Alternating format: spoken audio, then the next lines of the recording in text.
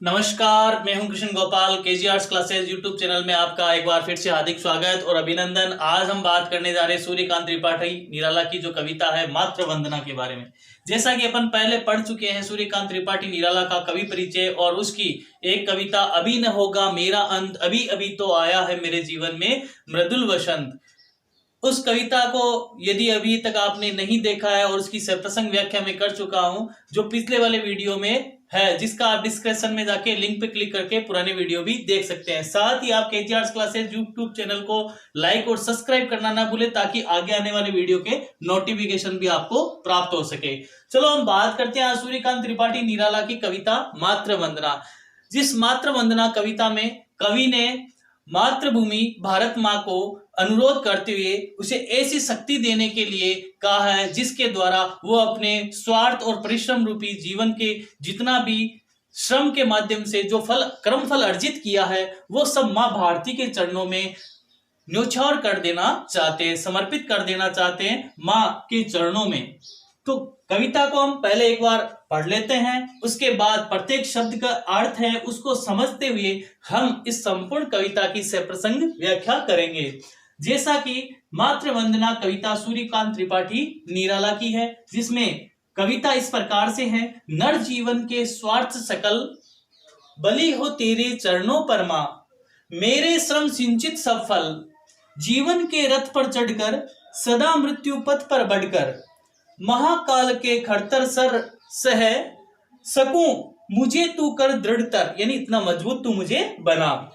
कि जागे मेरे उर में तेरी, जागे मेरे उर में तेरी मूर्ति अशुजल धोत विमल, द्रग जल से पाबल बलि कर दूं जननी जन्म श्रम संचित सब फल। तो देखिए कवि सूर्यकांत त्रिपाठी निराला के द्वारा मात्र वंदना में पहली चरण में कविता में कहा गया है कि नर जीवन के स्वार्थ सकल बलि हो तेरे चरणों पर मां, मेरे श्रम सिंचित सफल। तो सबसे पहले अपन इसकी प्रसंग देख लेते हैं, क्योंकि कविता की सप्रसंग व्याख्या काव्यांश की व्याख्या करने से पूर्व प्रसंग लिखना होता है और उसके बाद इसकी व्याख्या लिखने होते हैं। तो प्रसंग में आप क्या लिखेंगे, सबसे पहले बात करते हैं प्रसंग की। तो आपको पता होता चाहिए कि जो प्रस्तुत काव्यांश है ये काव्यांश सूर्यकांत त्रिपाठी निराला की कविता मात्र वंदना से अवतरित है, जिस कविता में कवि मात्र वंदना कविता के माध्यम से कवि माँ भारती माँ से अनुरोध कर रहा है कि हे माँ भारती मुझे ऐसा शक्ति प्रदान कर, मुझे ऐसी शक्ति प्रदान कर, इतना मुझे मजबूत बना दे कि मैं अपने जीवन के समस्त जो कर्म फल है वो और मैं अपने जीवन को तुम्हारे चरणों में समर्पित कर सकूं, अर्थात न्योछावर कर सकूं। तो कह रहा है कवि नर जीवन के, नर यानी मनुष्य, नर का मतलब यहां पर क्या है, मनुष्य, यानी मनुष्य जीवन के स्वार्थ सकल, सकल का मतलब यहां पर क्या है, समस्त या सारा, सकल का मतलब है समस्त या सारा, हम कह सकते हैं कंप्लीट अंग्रेजी में कहे तो मनुष्य जो जीवन का जितना भी स्वार्थ अथवा परिश्रम जो मैंने, सकल यानी समस्त सारा, मेरे जीवन का जितना भी सारा परिश्रम है वो बलि हो तेरे चरणों पर मां। बलि से यहां तात्पर्य है न्योछावर करना, मैं तुम्हारे चरणों में समस्त जो मेरा कर्म फल है जीवन में, जो भी मैंने मेरे श्रम सिंचित सफल, यानी आज दिन तक मैंने जितना भी अर्जित किया हुआ जो फल है वो मैं तुम्हारे चरणों में समर्पित कर देना चाहता हूं। किसके चरणों में, मां भारती के चरणों में। हे मातृभूमि मैं तेरे चरणों में मेरे जीवन के द्वारा, मेरे आज दिन तक जीवन में जो मैंने परिश्रम के द्वारा जितना भी कर्म किया उसका जो कर्म फल मुझे प्राप्त हुआ है वो अपने जीवन और शरीर के साथ साथ वो समस्त तेरे चरणों में मैं न्योछावर कर देना चाहता हूं, बलि करना चाहता हूं। मुझे ऐसी शक्ति दे कि जीवन के रथ पर चढ़कर, मैं जीवन रूपी रथ पर चढ़कर सदा मृत्यु पथ पर बढ़कर, यानी मृत्यु के मार्ग पर, पथ का मतलब यह क्या है, मार्ग, रास्ता, जो मृत्यु का रास्ता है उस पे मैं निरंतर आगे बढ़ता रहूं और इस जीवन रूपी रथ पर मैं आगे चढ़कर उसे मृत्यु पथ पर मैं आगे बढ़ता रहूं। महाकाल के खड़तर सर्ष है, महाकाल के यानी महाकाल जो मौत के लिए बताया गया है, और उस मृत्यु को खड़तर सह सकूं, उस मृत्यु के जो भार को, पेने भार को मैं क्या कह सकूं, सहन कर सकूं, मुझे तू कर दृढ़तर, यानी कि मुझे इतना मजबूत बना दे। दृढ़तर का मतलब यहां पर क्या है, मजबूत। तो मुझे तो इतना मजबूत बना दे कि मैं उसे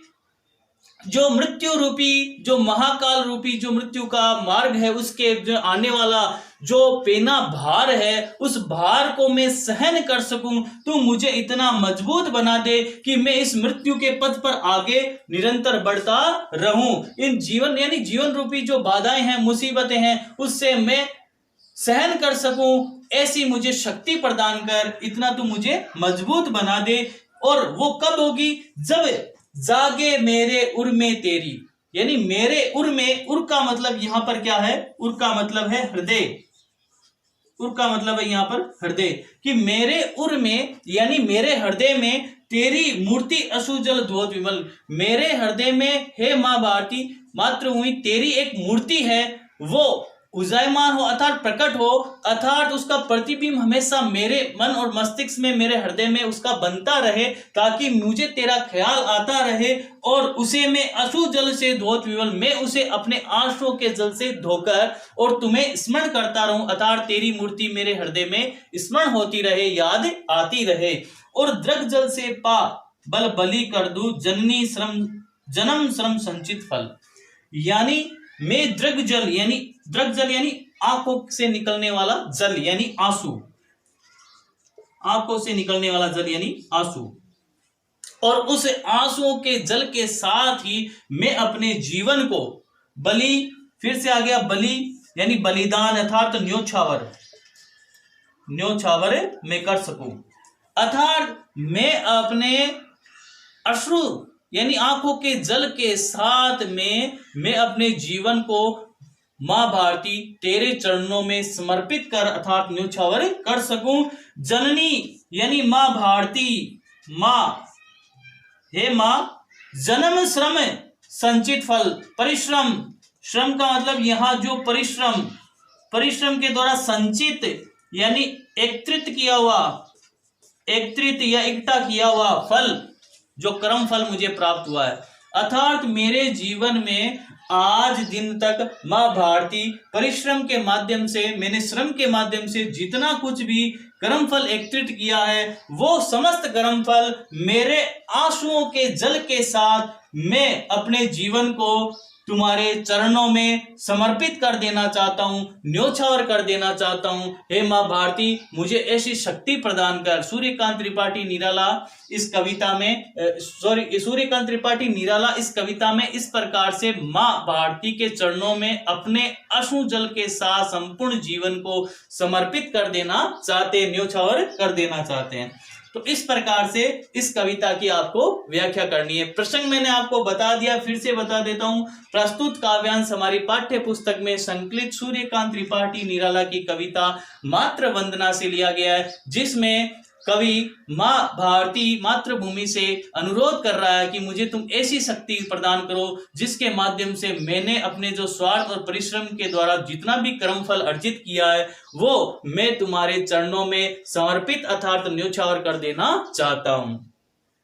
तो इस प्रकार से इस कविता की आप प्रसंग लिखने के बाद अपने नोटबुक में व्याख्या भी कर सकते हैं और इसको आसानी से समझ सकते हैं। तो यहाँ जो कठिन जटिल शब्द है इनको भी विशेष तौर से आप ध्यान रखना है कि नर यानी मनुष्य है, सकल यानी समस्त सारा है, बलि का मतलब यहाँ समर्पित कर देना अर्थात न्योछावर कर देना, किसके चरणों में, मां भारती के चरणों में। श्रम यानी परिश्रम के द्वारा और सिंचित यानी परिश्रम के द्वारा जो सींचा गया जो मेरा फल है, अर्थात फल का मतलब यहाँ कर्म फल है, जीवन रूपी फल है, और उस जीवन के रथ पर चढ़कर यानी जीवन रूपी रथ पर मैं आगे चढ़कर सदा मृत्यु पथ पर बढ़ हमेशा के लिए सदा के लिए मैं इस मृत्यु के पथ पर आगे बढ़ता रहूं। महाकाल उस मौत के खड़तर भार को सह रखाऊं, अर्थात जीवन में आने वाली जो कठिनाइयां बाधाएं हैं, मौत का जो मार्ग है उसके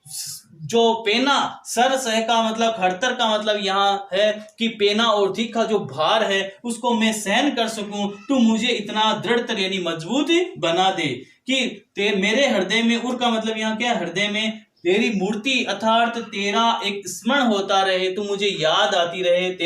मेरे हृदय में तेरी एक मूर्ति बने, जिसे मैं अपने अश्रु जल से, मूर्ति अश्रु जल यानी आंसुओं से मैं उसको धोत विमल यानी विमल स्वच्छ कर सकूं, धोकर साफ कर सकूं। दृग जल यानी आंखों के जो पानी से अर्थात आंसुओं से, आंसुओं के साथ ही जो मेरा शरीर की समस्त,